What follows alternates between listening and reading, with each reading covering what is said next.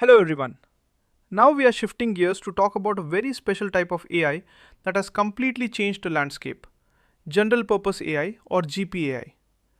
The formal definition describes a general purpose AI model as an AI model including those trained with a large amount of data using self-supervision at scale that displays significant generality and is capable of competently performing a wide range of distinct tasks.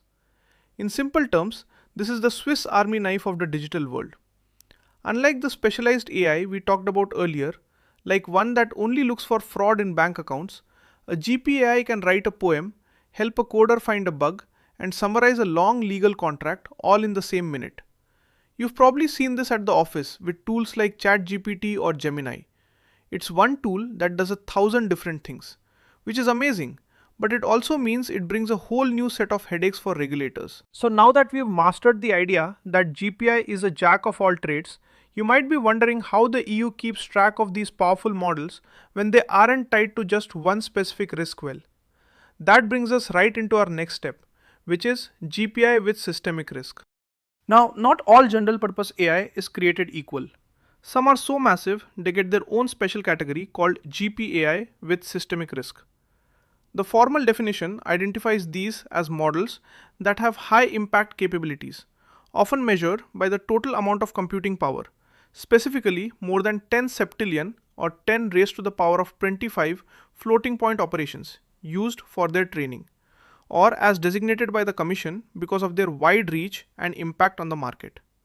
In simple terms, these are the heavyweights. Stay with me here, because this isn't about what the AI does, but how big and strong it is. If a tiny startup builds a chatbot, that's just GPAI. But if a tech giant builds a model so powerful that it's used by millions of people and thousands of businesses, it becomes systemic. It's like the difference between a local power generator in your backyard and a massive nuclear power plant that fuels an entire country. So now that we've mastered the fact that the biggest, strongest models get extra attention, you might be wondering what these heavyweights actually have to do to prove they are safe. Well, that brings us right into our next step, which is model evaluation and adversarial testing.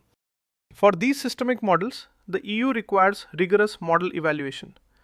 The formal definition states that providers of GPAI models with systemic risk must conduct model evaluations, including standardized testing and quote adversarial testing, to identify and mitigate risks at the union level. In simple terms, this is a stress test for giants. Let's break this down together.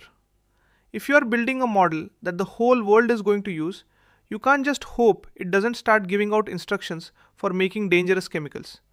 You have to hire red teams, groups of experts whose entire job is to try and break the AI or trick it into being bad.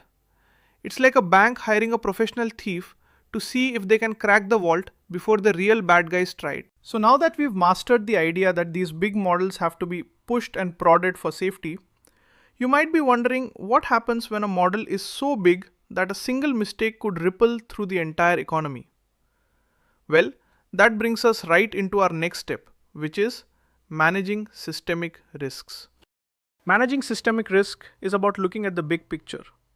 The formal definition requires providers to track, document, and report any incidents that could have negative effects across the union, specifically looking at how a failure in one model could cause a chain reaction. In simple terms, this is the preventing the ripple effect rule. Think back to the global financial crisis.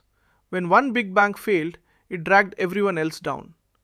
The EU is worried that if a systemic AI, like one used by every bank or hospital in Europe, has a massive failure or a security hole, the whole system could crash. Providers have to constantly scan the horizon for these tsunami-sized risks and have a plan to stop them before they start. So now that we've mastered the heavy-duty responsibilities of the biggest models, you might be wondering what the smaller GPI providers have to do regarding the work of others. Well, that brings us right into our next step, which is copyright and training data transparency. One of the most talked about rules for all GPAI is copyright compliance. The formal definition requires providers to put in place a policy to respect union copyright law and to draw up and make publicly available a sufficiently detailed summary of the content used for training the model. In simple terms, this is the no plagiarism rule. You've probably seen this in the news. Artists and writers complaining that AI is stealing their work. The EU says you can't just vacuum up the whole internet in secret.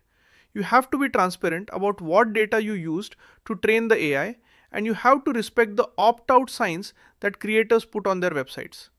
It's about being a good neighbor in the digital world. So now that we've mastered the rules for the creators and the heavyweights, you might be wondering who is actually going to make sure these giant tech companies follow the rules well. That brings us right into our next step, which is the AI office and governance structure. Finally, we have to look at the AI office. The formal definition describes this as a centralized body within the European Commission that monitors the effective implementation and compliance of GPAI providers, especially those with systemic risks. In simple terms, this is the new sheriff in town. Because these big AI models are so complex and cross so many borders, individual countries might struggle to police them on their own. So, the EU created a specialized team of experts, the AI office, to be the central hub for oversight. They are the ones who will look at the test results, check the copyright summaries, and hand out the fines if the heavyweights step out of line.